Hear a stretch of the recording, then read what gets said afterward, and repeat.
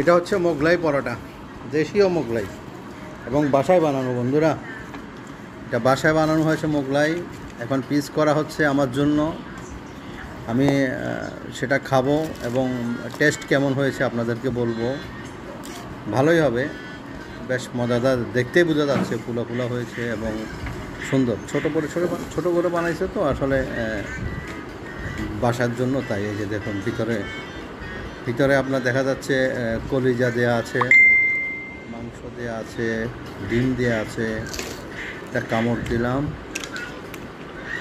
Test কি বলবো, অসাধারণ। আসলে আমি রেস্টুরেন্টে এমন মোগলাই খেয়ে কখনো মানে এরকম করে খেয়েছি, কিন্তু এত টেস্ট পাইনি।